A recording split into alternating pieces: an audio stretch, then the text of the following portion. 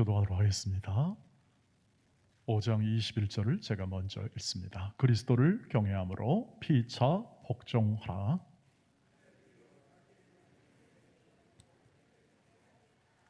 이는 남편이 아내의 머리됨이 그리스도께서 교회의 머리됨과 같음이니 그가 바로 몸의 구주시니라.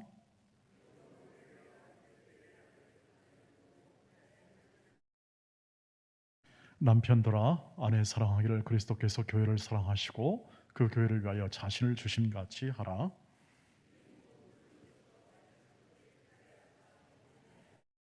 자기 앞에 영광스러운 교회로 세우사 티나 주름 잡힌 것이나 이런 것들이 없이 거룩하고 흠이 없게 하려 하심이라.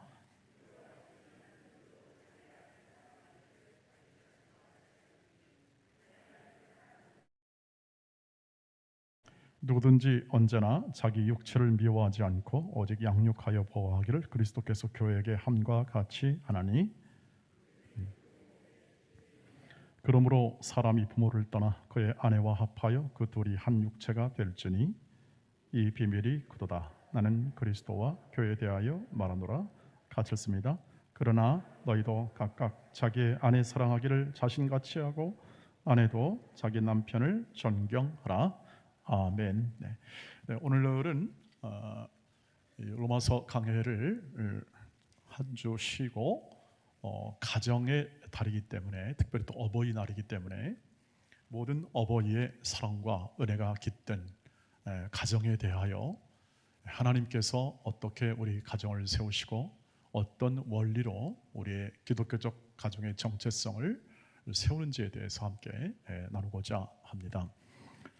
이렇게 가정이라는 것이 각각 저와 여러분과 우리 모두에게 다 소중한 것은 아는데, 하나님의 관점, 하나님께서 세우는 이 가정이라는 것은 어떻게 이루어지는가 하는 것을 좀 구체적으로 이 사회적 현상이나 이 현실 속에서 분명하게 정리해야 될 필요가 있다는 생각을 하게 되었습니다. 왜냐하면 단적으로 가정이라는 것이 모호해지고 있습니다. 지금 가정이라는 것이 코로나19 안에서 훨씬 더 중요하다는 것은 누구나 다 인식하게 되었는데, 하나님께서 보시는 그 가정, 하나님이 세우는 이 가정에 대한 이 관점은 훨씬 더 흐릿해지고 있는 상황이 이 사회 속에서 지금 전개되고 있기 때문에 그렇습니다. 단적으로 말하면 좀만 시간이 지나면 아마 우리나라에서도 법적 서류에서 이런 일들이 발생하게 될 겁니다. 만약 이 상태로 가게 되면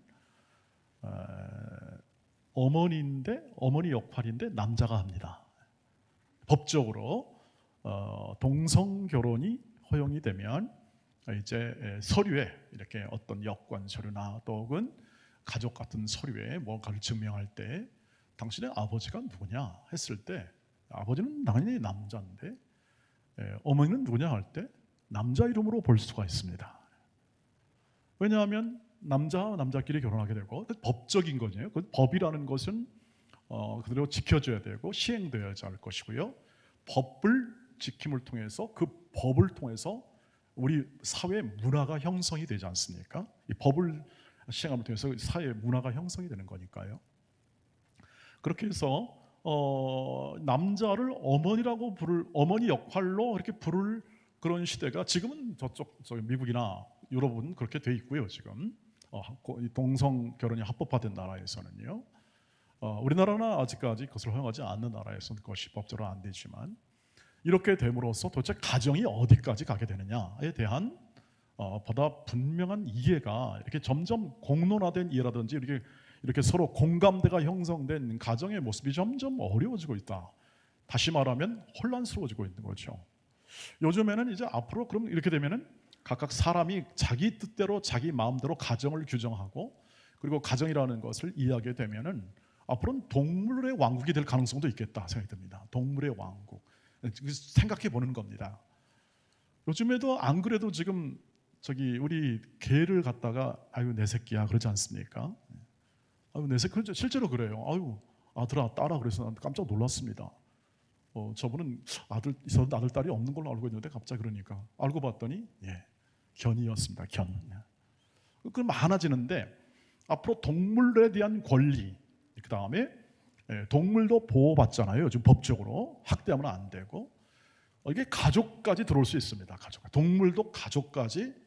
왜냐하면 법으로 만들면 되는 거니까. 이 사람들은 이 법 만능주의자들이나 이런 생각을 가진 사람들은 법으로 만들어서 하면 되는 거 아니냐, 우리가 결정하면 되는 거 아니냐 하여 이 가정이라는 것도 점점 모호해진다.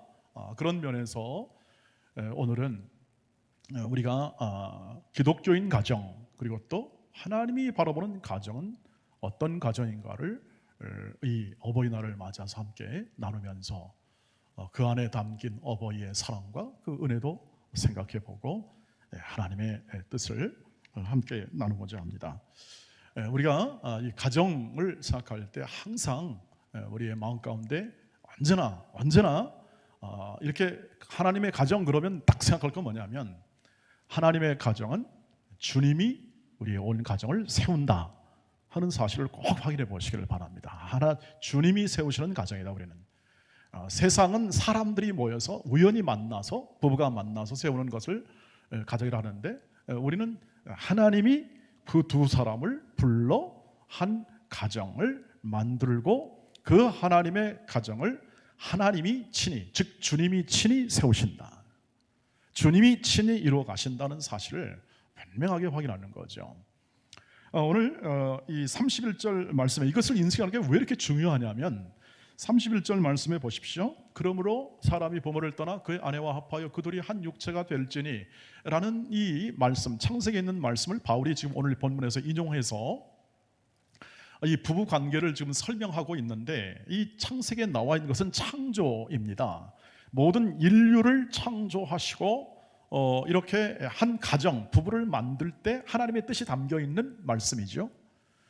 그런데 하나님이 부르십니다. 하나님이 불러서 하나님이 친히 어떻게 하죠? 둘을 불러서 한 부부가 되게 하는 거죠. 하나님의 뜻을 따라서. 근데 이게 모든 가정의 원형입니다. 원형. 그러니까 지금 현실로 말하면 믿는 가정이든지 안 믿는 가정이든지 모든 불신자 가정을 포함하여 모든 가정의 원형은 바로 여기에 있습니다. 사실은 하나님이 세우시는 겁니다. 근데 세상 사람들은 모릅니다. 그걸 하나님을 원하지 않기 때문에 모르는 것이죠. 그리고 자기 뜻과 자기들의 생활 조건이나 환경 조건에 따라서 우연히 혹은 필연적으로 만났다 이렇게 생각하여 서로 결혼하여 가정을 이룬다 이렇게 생각을 하고 있는 것이죠. 그러나 성경은 이렇게 말함을 통해서 모든 인류의 가정의 원형, 이 가정의 기초, 출발, 이 모든 것은 하나님이 하십니다. 그러니 우리 예수 믿는 사람, 그것에 대한 입장이 더 분명한 사람들이죠. 훨씬 믿음을 통해서 분명한 사람들이 바로 우리들이라고 이렇게 얘기할 수가 있겠습니다. 즉 우리의 부부관이라든지 우리의 가정에 대한 모든 기초부터 시작하여 모든 것을 이루시는 분은 하나님이십니다.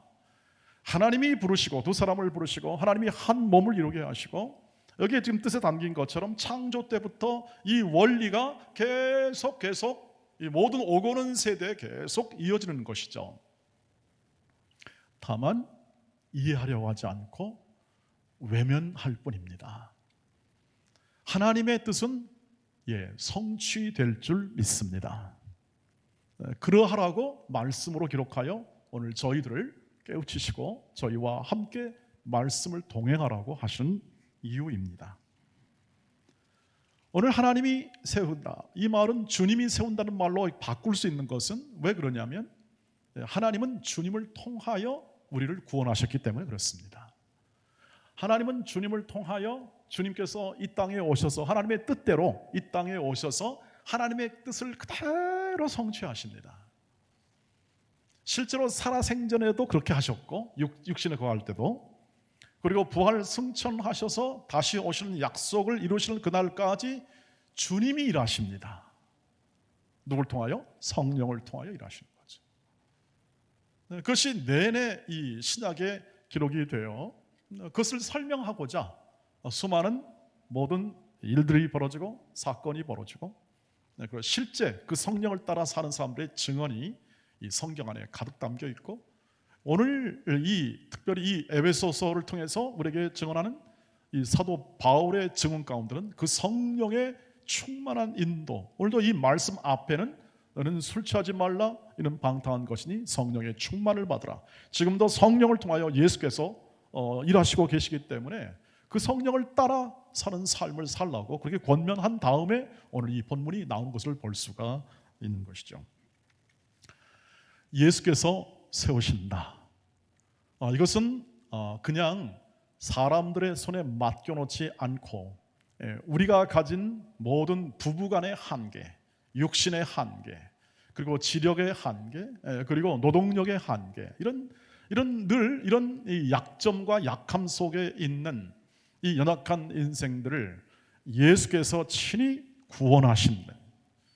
그 모든 죄와 사망의 권세 아래서 구원하실 뿐만 아니라 성령을 통해서 그 구원이 얼마나 풍성하고 얼마나 놀라운지, 그리고 이 하나님이 약속했고 그리고 또 지금 이루시고 있고 앞으로 이루실 것에 대한 얼마나 큰 것인지에 대한 이해와 깨우침을 통해서 그것을 이 현실 삶 가운데 맛을 보며 우리의 가정이나 우리의 모든 삶의 터전 가운데서 우리로 하여금 구원받는 자의 삶, 그 풍성함을 살고 누리도록 지금도 주께서 우리를 세워주신다.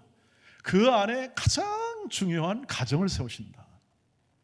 이것이 우리 그리스도인들의 성경을 통한 이 가정의 이해라고 하는 것이죠. 그래서 오늘도 주 예수 그리스도와 동행하고 주 예수 그리스도를 믿으며 주 예수께 그 이름을 통하여 기도하는 인생을 사는 그 삶을 통해서 이 느낌과 이 생각과 이 신념과 가치가 우리 마음 가운데 아주 풍성하게 자리 잡을 수 있는 것이죠. 요는 주님이 우리의 가정을 세우시되 하나님의 뜻대로 인도하시는데 친히 가정을 세우신다. 젊은 사람들은 그것을 이해하지 못합니다. 아직 믿음이 또 가지고 있는 하나님에 대한 풍성한 이해가 많지 않기 때문에 결혼할 때 생각합니다. 결혼이야 우리가 좋아서 만나서 결혼하면 되지 않습니까? 그리고 우리가 서로 두 사람이 제일 중요하지 않습니까? 네, 중요한 것이 맞습니다. 당연히 두 사람이 중요한데 그것을 근본적으로 이루시는 분이 누구시냐에 대한 관점이 분명한 차이점을 만들어내죠. 그리고 그것은 가문 전체에 영향을 미칠 수밖에 없습니다. 하나님을 믿고 아버지라 믿고 주 예수 그리스도를 구세주로 신뢰하는 모든 믿음의 사람들은 오늘도 그 구원을 이루고 확대하여 오늘 우리의 가정을 이루게 하시고 가문을 이루게 하시고 온 교회를 이루게 하시는 주 예수 그리스도의 풍성한 일하심을 오늘 확인하고 오늘도 믿음으로 이 모든 가정에 대한 우리의 생각을 하나님이 이루신다는 분명한 가치로 우리 마음 가운데 자리 잡게 되기를 주의 이름으로 축복합니다. 이미 그것을 아시는 분이 많이 계신 줄로 압니다. 그리고 또 그것을 마음에 새기고 그렇게 살아오신 분들이 이 자리에서 증언할 수도 있으리라고 생각합니다. 그렇다면 하나님이 그 예수를 통해서 세우시는 가정인데 어떤 원리로 이거 세우시는가가 더 중요하리라고 생각합니다. 우리 현실에서는. 왜냐하면 그것은 다 우리가 믿음으로 확인할 수 있는데 구체적으로 그럼 어떻게 세워나가시는가, 어떤 원리로 주님이 세워나가시는가를 확인을 해야 그것을 명확하게 마음에 가지고 삶에서 그것을 나눌 수가 있기 때문에 그렇죠. 그 핵심은 이것입니다. 에베소서 5장 21절 말씀을 함께 보도록 하겠습니다. 같이 읽겠습니다. 시작. 그리스도를 경외함으로 피차 복종하라는 대원리가 있습니다. 여기 보시면 피차 서로 복종하라고 되어 있죠. 어느 한 사람이 지배하라 혹은 또는 독재하라 이런 것이 없습니다. 모든 각자가 가족 구성의 가정으로 말하면 각 구성원 부모 자녀 할 것 없이 모든 각 사람이 피차 복종하라고 되어 있는 거죠. 동등성이 함유되어 있습니다. 동등하다. 그리고 각 사람은 우리가 아는 대로 하나님의 형상을 가진 한 인간이요, 한 존엄한 존재요, 하나님의 영광에 깃든 한 사람이기에 각 사람은 그 존재 자체로 충분히 존중받아야 되고, 그렇기 때문에 모든 사람이 각각 피차 서로 복종의 관계를 가져야 된다고 말합니다. 어떻게 복종하는가에 대하여 그 뒤에 이제 하나의 부부 관계를 통해서 얘기를 하고 있습니다. 이 부부 관계가 중요한 것은 뭐냐면 가정 전체 근간을 이루기 때문에 그렇습니다. 영향을 자녀에게 주고 있고 그렇죠. 그런데 뭐라고 얘기합니까? 남편들아 아내를 사랑하라. 아내들아 남편을 순종하라고 합니다. 이것을 많이 이미 들어오셨고, 이것은 가정과 부부와의 관계를 신구약 성경에서 설명할 때 가장 자세하게 설명하는 구절이기 때문에 이 구절을 놓칠 수가 없습니다. 어느 설교자든지 놓칠 수가 없고, 그리고 또 이것을 가장 정확하게 해석을 해야 이 가정에 대한 우리의 관점을 또 명료하게 가질 수 있고, 특별히 부부관계에서 갖는 이 하나님이 세우시는 것을 명료히 이해할 수 있는 거죠. 기본적으로 모든 부부관계를 세울 때 대부분의 모든 사람들이 어떻게 세우냐면 들어왔던 학교나 혹은 또는 자기가 공부했던 어떤 지식이나 그리고 경험했던 어떤 모든 경험적 사실을 바탕으로 부부관계를 이렇게 잘 원리적으로 잘 만들어가는 것이 일반적이죠. 그래서 좋다. 내가 이 아내 좋다. 내가 남자로서 한번 이 아내를 위해서 내가 이 아내 돈 걱정 안 하게 해주겠다 하고 호기 있게 마음 깊게 이렇게 다짐하고 이렇게 좀 보호한다는 입장, 가부장적인 입장에서 입장을 결정하여 관계를 설정하는 분도 계시고, 또는 어떤 분은 그저 만났는데 그냥 다툼 없이 한번 잘 살아보자 하는 정도로 해서 가치를 삼아서 관계를 정립하는 분들도 종종 있게 마련입니다. 전부 다 각각 자기가 이 사회와 이 모든 환경 속에서 배운 것을 원리로 각각 인생을 살아갑니다. 그도 그럴 수밖에 없습니다. 왜냐하면 다른 방법이 없지 않습니까? 다른 방법, 하늘에서 뚝 떨어진 방법이나 혹은 또는 우리가 바라보는 어떤 유명한, 그리고 또 다 같이 그 공감대로 행할 수 있는 것들을 하는 것이 아니라, 있다면 뭐 괜찮겠으나 그런 것이 따로 있지 않고, 누구든지 가정 관한 얘기는 누구나 함부로 말할 수 없는 게 우리 현실 아니겠습니까? 누구든지. 왜냐하면 우리가 누구든지 이 가정과 혹은 관계를 장담할 수 있는, 즉 컨트롤하고 이것을 모든 것을 통제할 수 있는 정도의 지식과 그 능력을 가진 사람이 아무도 없습니다. 하나님 보시기에 모든 인간의 판단력과 모든 지력과 모든 것은 하나님의 영광의 기준에 이르지 못하기 때문에 그것을 행할 능력이 없고, 그저 우리가 그냥 큰 다툼 없이 잘 살아온 것만으로도 이 땅 이곳에서 그냥 감사하며 살아갈 정도가 우리 현실 속에 있는 우리의 모든 가정의 관계 정도의 수준이다, 이렇게 얘기할 수가 있겠습니다. 달리 방법이 있겠는가? 네, 오늘 이 부부 관계가 사랑과 순종이라는 것을 그냥 그 수준에서 바라보면 이렇게 결론 지을 확률이 많습니다. 그래, 사랑하자, 열심히 사랑하자. 잘 안 되네, 그냥 그렇게 가자. 이런 정도로 바라볼 수밖에 없습니다. 이렇게 서로 요구하고 또 바라보는 모든 관점이 나 중심에서 갈 수밖에 없는 거죠. 그래서 이 말씀을 읽었을 때도 이런 방이 들 수 있습니다. 야, 오늘 이제 집에 가서 내가 할 말이 생겼구나. 내가 아내가 있고 남편 있는 가정 속에서, 자, 이제 아내는 이렇게 생각할 수 있겠죠. 자, 말씀을 보시고 말씀대로 행하시길 남편이여 바라보나이다. 부디 사랑해 주십시오. 사랑을 요구할 수 있겠습니다. 당연히 요구하지 않겠습니까? 아내인데요. 그럼 또 남편은 어떻게 합니까?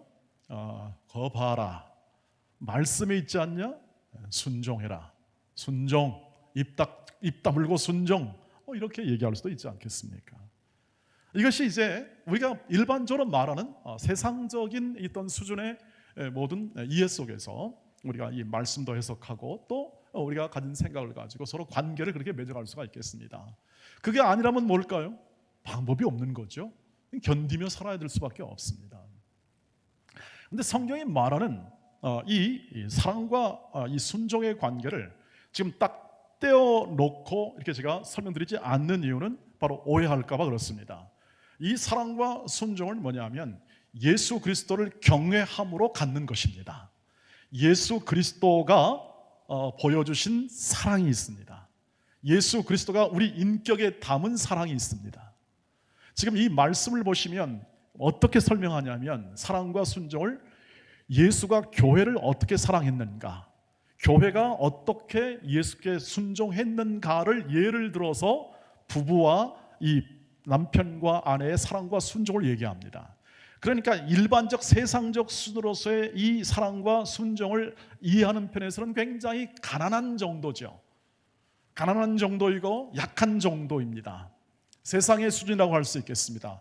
그것도 우리 문화 안에서, 우리의 삶의 조건 안에서는 괜찮습니다.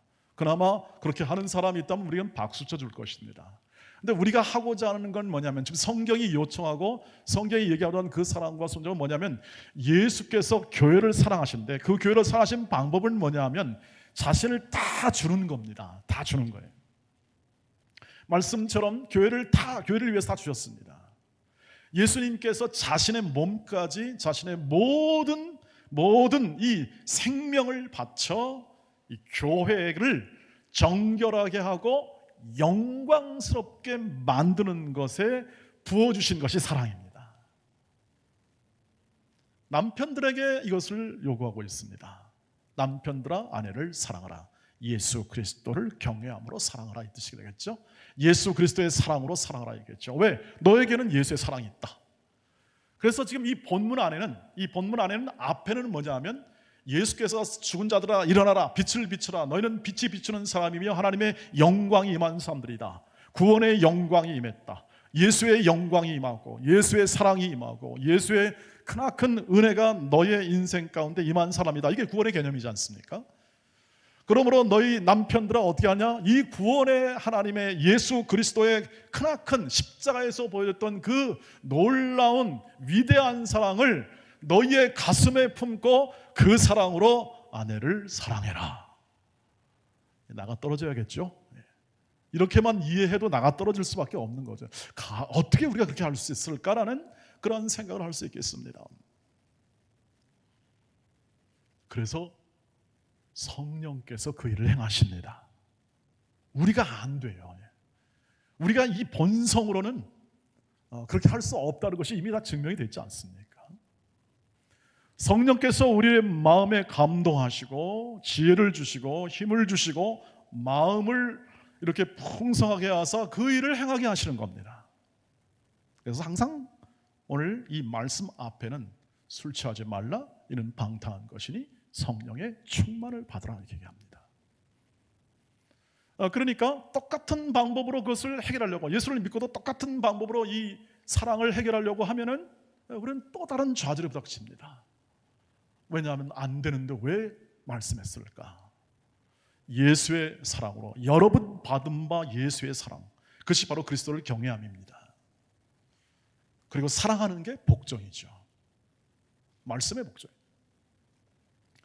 그러니까 예수의 영광과 우리 육체와 우리의 인생 안에 깃들인 이 예수의 크나큰 영광과 사랑이 있음을 자각해야 합니다. 우리 안에 있는 이 놀라운 구원의 크신 은혜와 사랑이 얼마나 큰지에 대한 이해가 더 깊어져야 합니다. 그렇지 않고는 감당할 길이 없습니다. 그 사랑을 내 안에 담겼다고 하는데 그것이 내 안에서 어떻게 담긴 것인지에 대한 분명한 우리의 모든 이해와 우리 마음 가운데 믿음, 확신이 없이는 그것을 행할 수가 없게 된다는 말이 되죠. 그리고 결국 예수의 사랑을 남편으로 하여금 이 가정 속에 흐르게 만든다는 뜻이 됩니다. 남자, 이 남편을 통하여 예수의 그 영광의 풍성함이 사랑을 통하여 이 가정에 풍성하게 다 스며들게 하라, 이 뜻이 됩니다. 그게 사랑의 개념, 남자가 하는 사랑의 개념입니다. 그럼 목사님도 하셨습니까? 아니요, 저도 잘 못하고 있습니다. 그런데 그 방향으로는 가고 있습니다. 그 방향으로. 왜? 삶의 그 방향이니까요. 저와 여러분이 걸어가는 길 속에 아직까지 완성된 구원이 아니고 아직 우리는 공사 중이며 그 일을 이루어가는 과정 속에 있으니까 방향이 잘 맞으면 우리는 더 많은 예수의 사랑을 함께 나눌 수 있는, 남편들은 나눌 수 있는 시간이 있다는 뜻이 됩니다.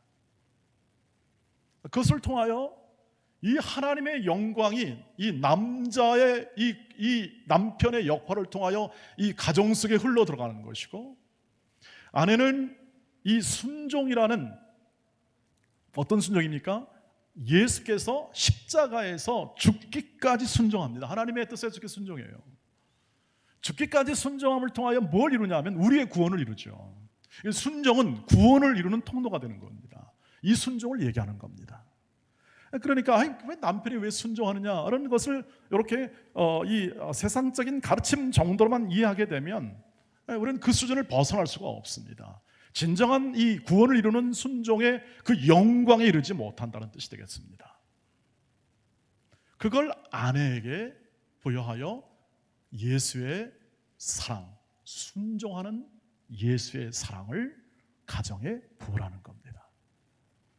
단순히 말 들어 안 들어 라는 차원을 넘어서는 하나님의 여호와를 경외하며 예수님을 경외하며 예수를 섬기는 그 마음과 생각을 가지고 예수께서 어떻게 순종하는가, 예수께서 어떻게 구원을 이루기 위하여 십자가에서 죽기까지 하나님의 뜻에 순종하는가 하는 거죠. 남편을 통하여 하나님의 뜻이 이루어지고 있다면 그 하나님의 뜻을 이루기 위한 순종의 자리에 가는 것이죠. 복종의 자리에 가는 거 어렵죠. 그런데 어떻게 합니까? 예수께서 이미 이루어 주신 이 자유함이 있습니다. 예수님이 우리에게 이루어 준 자유함, 즉 우리에게는 죄 사함이 있고 잘못함과 실수와 그리고 모든 허물을 과거와 현재와 미래에 대하여 다 용서를 받은 사람들입니다. 우리를 정죄할 사람이 없습니다. 여러분 앞으로도 마찬가지입니다. 우리는 날마다 회개하며 우리의 죄를 하나님께 고하여 자백을 하여 하나님과의 관계를 유지하게 되는데, 그러나 여러분 죄책감을 가질 필요는 없습니다. 여러분 다 용서를 받았기 때문에 아버지와 아들과의 관계처럼 가족 관계이기 때문에 여러분의 인생과 삶에서 내가 뭘 잘못해가지고 하나님께 명성에 누가 된다 하는 그러한 자부심 있는 명예로운 것은 가능하나, 나를 이것을 인해서 누가 나를 비난하거나 비판하여 나를 무너지게 할 권리는 어떤 사람과 어떤 단체도 없습니다. 그것을 이해하셔야 합니다. 그것이 우리의 향한 하나님의 놀라운 구원이죠. 그럼 터치 안 받으라는 얘기냐, 그 뜻이 아니라 갈라디아서 5장 13절처럼 사랑의 종으로 섬기라, 그렇게 명령을 받는데, 그것이 바로 우리가 말하는 하나님의 뜻에 순종하는 삶의 일부가 되겠습니다. 바로 아내의 순종은 바로 그것입니다. 예수 그리스도의 사랑의 그 한 표현인 그 순종을 남편에게 행함을 통하여 가정 전체 하나님의 사랑과 예수의 크신 은혜가 흘러가도록, 그 하나님의 그 구원하심이 흘러가도록 순종하여 하나님의 뜻을 이루라 하는 것이 되는 것이죠. 그러니까 구체적으로 어떻게 순종하나 하는 부분들은 중심이 딱 잡힌 그 순종의 마음을 통하여 다양하게 나타날 수 있겠습니다. 사랑도 마찬가지고요. 그래서 언제나 이 관계가 적절하게 잘 부부 안에서 관계가 유지되게 될 때에 가장 깊은 하나님의 임재와 이끄심의 그 가족 관계의 평화로움과 하나님의 일하심이 가장 깊게 잘 나타나게 될 수밖에 없습니다. 그래서 그 가정 속에 임하는 하나님, 그리고 또 그 가문 속에 임하는 하나님의 그 크신 은혜가 여기서부터 흘러나온다는 사실을 우리가 확인하고, 이게 바울의 말처럼 참 신비하다.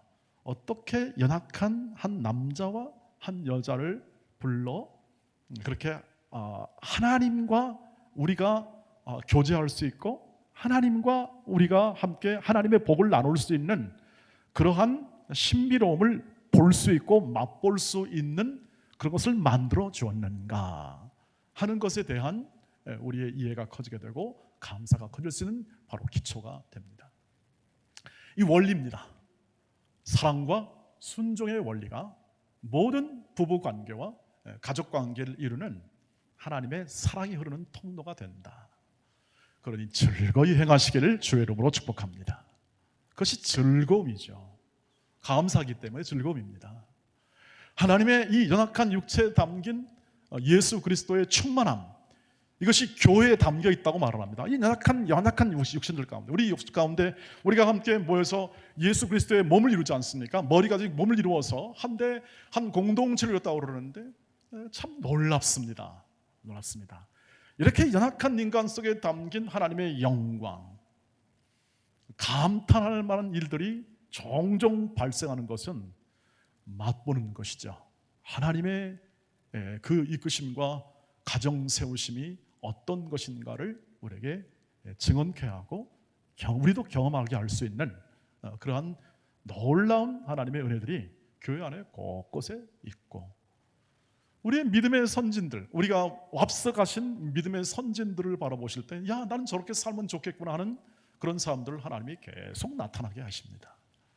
그리고 우리는 주위에 갖고 있습니다. 우리 주위에 갖고 있어요. 우리 교회에 갖고 있어요. 하나님의 일하심, 하나님의 이끄심, 주님께서 세우는 가정은 사랑과 순종입니다. 이 원리가 계속 자녀들에도 흘러가는 거죠. 에베소 6장 1절입니다. 에베소 6장 1절 말씀이 됩니다. 자녀들아, 주 안에서 너희 부모에게 뭐 하라고요? 순종하라. 이것이 옳으니라. 같은 개념입니다. 주 안에서 순종하라는 것은 결국 뭡니까? 여호와 주님을 경외함으로 부모를 순종하라. 주님이 부모의 대리자라는 뜻입니다. 주의 사랑이 흘러나오는 생명이 흘러나오고 예수의 사랑이 흘러오는 것이기 때문에 순종해야 받습니다. 불순종하면 못 받습니다. 바로 예수께서 순종했던 것처럼 그 순종을 통하여 그 사랑이 흘러갈 수가 있는 거죠. 우리의 인생도 마찬가지예요. 주님께 순종하라 했을 때 그 순종은 예수의 사랑이 너를 통해서 흘러가도록, 너를 통해서 이루어지도록 순종하라는 뜻입니다. 우리는 뭐 규칙을 지켜라, 의무를 다해라, 이것을 순종으로만 생각하는데요, 그것도 맞습니다. 그것도 우리가 하는 것이죠. 그러나 여러분의 신앙과 여러분의 모든 이해가 우리 단순히 그냥 법과 규칙만 지키는 이 순종 차원에서 머무르게 되면은 우리는 율법적 신앙 수준에서 머무를 수밖에 없습니다. 그것은 책임과 의무 속에 죄책감과 불안함과 아직 이루지 못한 것에 대한 이러한 우리의 모든 미묘함이 함께 섞여서 안정된 평강을 이룰 수가 없는 것이죠. 그러나 주께서 주시는 이 모든 평강과 위로 있지 않습니까? 우리 평안을 다하지 않습니까? 이런 것들은 순종을 통해서 옵니다. 순종할 때 우리는 가장 적절한 조화로운 하나님과의 관계가 성립이 되고, 우리를 사랑하시고 우리를 지금도 하나님의 거룩한 자녀로 세우시는 그 이끄심의 그 순종을 통하여 우리는 가장 적합하게 우리를 향하신 하나님의 뜻이 성취되는 것이기 때문에 그렇던 것이죠. 이것이 사회생활도 마찬가지입니다. 에베소서 6장 5절입니다. 그 원리에 따라서 이것이 되는 거죠. 같이 읽겠습니다. 시작. 종들아 두려워하고 떨며 성실한 마음으로 육체의 상전에게 순종하기를 그리스도께 하듯 하라. 그리스도를 경외함으로 피차 복종하라는 것 개념이죠. 물론 상전들은 어떻게 합니까? 종들을 사랑해야 합니다. 그 앞에 전제가 되어 있는 것입니다. 이것을 조금 확대해 보면, 사장들아 모든 직원들을 사랑해라. 직원들이여 그리스도께 하듯 순종하라.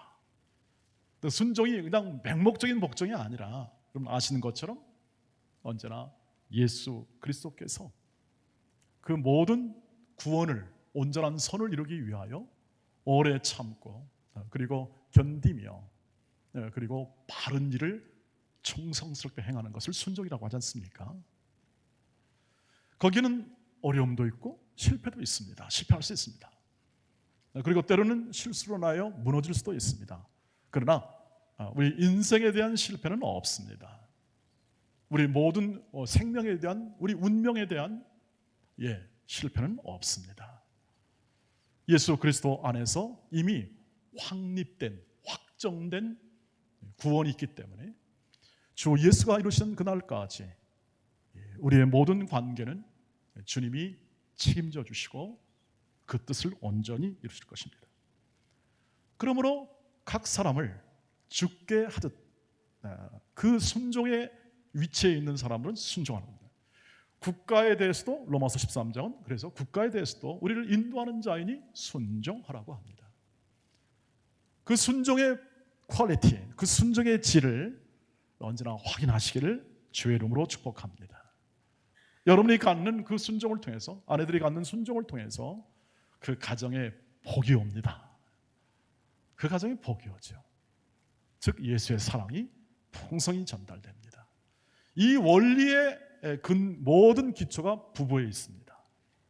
부부가 그것을 행하여 자녀들에게 영향을 끼치고 그것을 삶으로 증언하고 예수의 사랑이 흐르는 가족, 예수가 세우는 가족임을 확인시키는 가장 중요한 근거가 되어 있고, 아이들이 커서 사회에 나가거나 모든 삶 속에서 우리 아이들도 커서 이 가정을 또 이루게 되겠고 그 근간을 이루게 되어 경건한 후손으로 그 대를 이어가는 가문으로 살게 될 것입니다. 비록 우리의 뜻과 우리의 모든 예상대로 되지 않는 우리의 세상과 인생의 삶이 분명합니다. 그래서 오늘 우리에게 향한 이 말씀은 이렇게 얘기합니다. 주 예수 그리스도를 신뢰함으로 너의 인생과 너의 삶 가운데 주 예수 그리스도께서 다시 오시는 날까지 언제나 굳건한 믿음과 소망과 사랑을 가지라. 이렇게 설명하죠. 그리고 중요한 것은 우리가 우리됨, 즉 우리 각 사람이 지금 이렇게 삶을 살고 있고 지금 행하고 있는 모든 과정 속에서 주 예수께서 우리를 통해서 이루시는 이 하나님의 뜻과 목적과 계획이 온전히 이루어지고 있음을 확신하며 더욱더 우리의 모든 관계에서 이 말씀을 풍성히 적용하며 살아가는 것이죠. 그래서 오늘 이렇게 생각할 수 있겠습니다. 남편들이여 아내를 사랑하십시오 라는 주님의 음성을 들으시기를 주의 이름으로 축복합니다. 때로는 여러분의 인생을 다 바칠 수도 있습니다. 아내를 위하여 그 사랑의 표현이라는 것이 주님이 몸을 주었듯이 여러분의 인생을 바쳐 아깝지 않을 그 사랑을 아내에게 주시기를 바랍니다. 남편에게 순종한 이 모든 이 순종의 삶을 통해서 여러분이 정말 순종하지 못할 그 순종의 상황이나 그러나 예수를 생각하고 예수의 마음을 따라 가족에게 임할 예수의 사랑이 이 순종을 통해서 흘러간다는 것을 마음에 생각하고 죽기까지 복종하신 예수의 마음으로 순종의 길을 걸어가시기를 주의 이름으로 축복합니다. 자녀들에게는 부모를 순종하고 그리고 주의 교양과 훈계로 양육하라는 이 말씀이 늘 주님이 세우시는 가정이기 때문에 유효하고 이 뜻대로 될 줄 믿습니다 하고 오늘의 이 현실의 삶 가운데서도 많은 교육법이 있고 많은 가정의 양육법이 있으나 우리는 주의 교양과 훈계로 양육하는 일을 제1순위로 놓아서 주의 사랑이 흘러가도록 그렇게 최선을 다하는 우리 부모가 되시기를 주의 이름으로 축복합니다. 이 모든 것은 주님이 이루신 것을 기억하고 각자 주 예수 그리스도와의 깊은 관계, 주 예수께서 이루신 놀라운 구원의 역사, 우리에게 허락된 미래의 큰 소망이 무엇인지를 계속해서 알아가시고 추적하시고 하나님이 지금까지 부부관계를 통해서 이루어 주었던 사랑의 그 사랑이 얼마나 큰지를 마음에 새기면서 세상이 둘도 없을 만큼 부러워하는 소중한 부부관계, 그리고 모든 학업과 모든 관계 속에서 하나님의 말씀에 충실한 경건한 후손들과 함께 하나님의 일하심을 이렇게 매주일마다 찬양하고 경배할 수 있는 가정으로 하나님 인도하시도록 계속 깨어 기도하시고 또 기도에 풍성하게 여러분들을 주의 말씀에 순종하고 성령을 따라 계속 기도하는 인생을 살아가시기를 주의 이름으로 축복합니다. 그 은혜가 우리 눈앞에 목독이 될 것이고 여러분의 삶 가운데 풍성하게 증언될 삶으로 하나님이 일하고 계십니다. 기도하겠습니다. 자비하신 주 하나님, 모호해지는 가정, 그러나 하나님이 친히 세우는 가정임을 굳게 확신하고 사랑과 순종의 모든 원리에 따라 각각 자신의 해야 할 일에 대한 신실한 충성을 통하여 하나님의 그 크신 놀라운 구원의 사랑이 부모와 자녀와 온 가문 속에 넉넉하게 임하는 것을 바라보게 하시고 깨우치게 하시고 그 삶의 부요함을 누리게 하시며 증언하도록 저희 모든 동원의 부부와 가족들을 세워주시옵소서. 가정 가운데 함께 해주시고 우리 온 특별히 어버이들 가운데 하나님의 위대한 사랑을, 하나님의 그 크신 은혜를 날마다 성령을 통하여 물붓듯 부어주시고 그 크신 사랑 안에 서로 사랑하고 존경하며 복종하며 살아가는 그 인생의 부요함을 증언할 수 있는 모든 부모님들로 어버이들로 주께서 세워주시옵소서. 함께 해주실 것을 믿고 감사드리며 예수님의 이름으로 기도하옵나이다. 아멘.